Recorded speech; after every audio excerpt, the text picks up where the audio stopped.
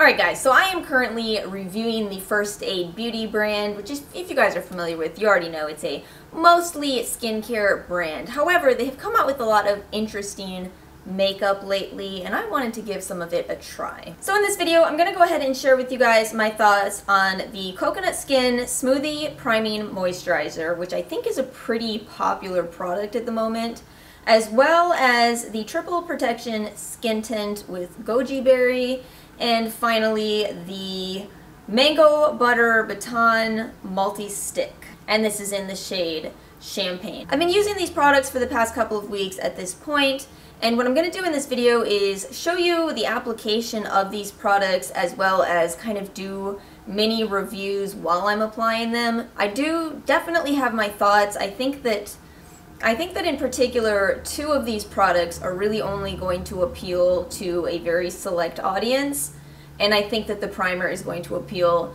to a very wide audience. And of course, the end result will be a pretty natural makeup look. I think that's what First Aid Beauty is going for. I feel like this is in that same category as Glossier and Milk makeup, of the effortless makeup type of deal. So that's what we're going to end up with. Let me just start by saying I am currently wearing no makeup aside for the Goof Proof brow pencil from Benefit, which is probably the wrong color since I did update my hair color, but we'll overlook that for now. And then also the Tarte Lights Camera Lashes. Okay, so let's dig into this. I'm going to start with the primer.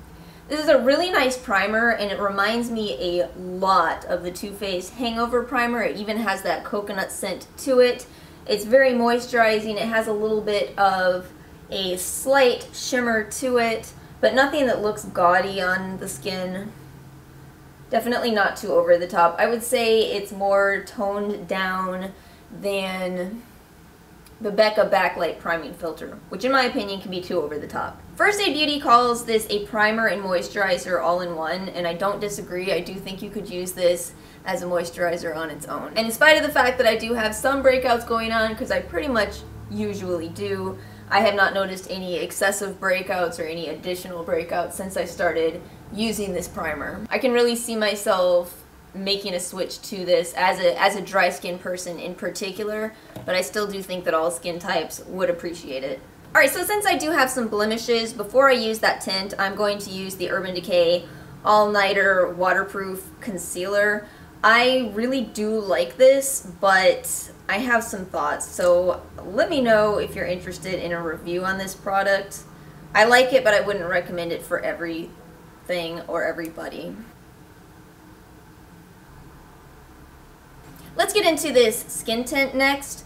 Now this really feels very nice on the skin. It does have some drawbacks as well. One thing that I've read from other reviewers but I have not experienced is clogging in the tip here.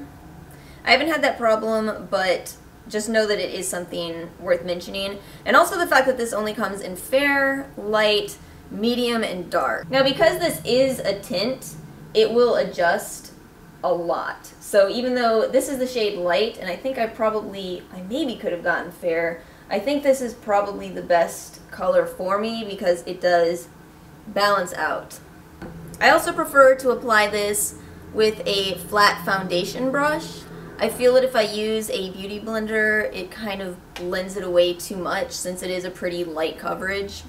And it's funny too because I generally do not like using a brush like this. I feel like I get too much streaking, but I don't seem to get it with this, and I'm assuming that also has to do with it being light.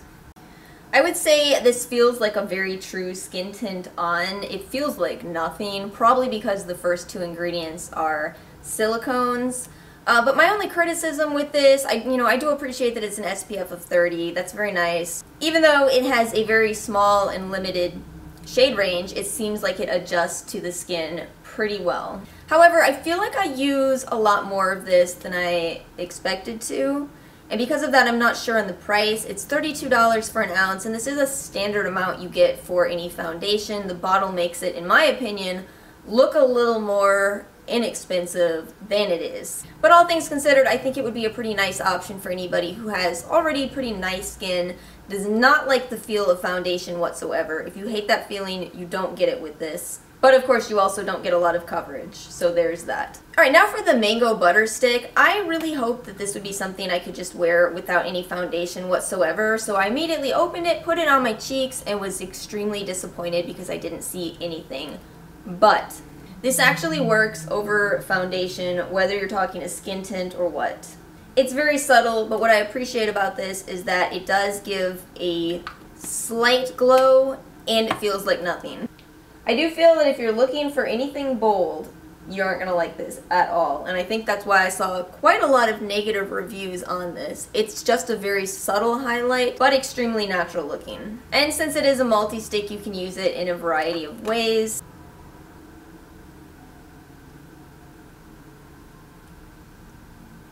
To give a recap on my recommendations, my top pick is going to be the Coconut Skin Smoothie Priming Moisturizer. I really think almost everybody will truly enjoy this product. Do keep in mind that this is a silicone-based hydrating primer, which is kind of a blend of all of the things that I personally enjoy. I like a moisturizing primer, but I really personally benefit from having silicone in there as well. And I think that that's something that is kind of lacking in the world. There's a lot of straight silicone primers and a lot of moisturizing silicone-free primers. This is both. It has a nice but subtle coconut scent. I really think most people will enjoy that. The tint, I think some people will like it a lot, and I think other people will not like it so much. One thing I did want to point out with this is I saw a lot of reviews of people saying that they noticed this sinking into fine lines. I have not had that experience whatsoever.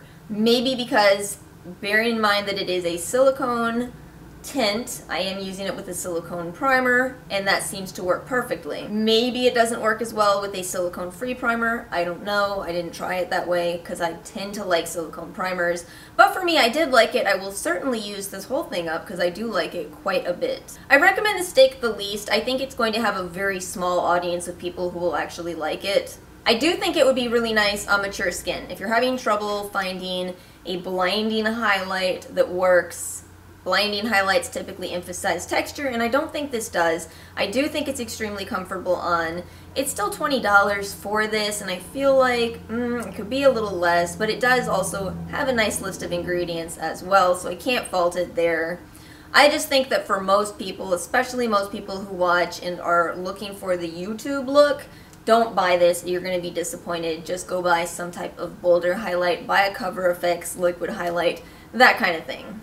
Alright guys, I hope you enjoyed this video. If you did, please do give it a like. Make sure you're subscribed, and I'll see you guys next time. Peace out, YouTube.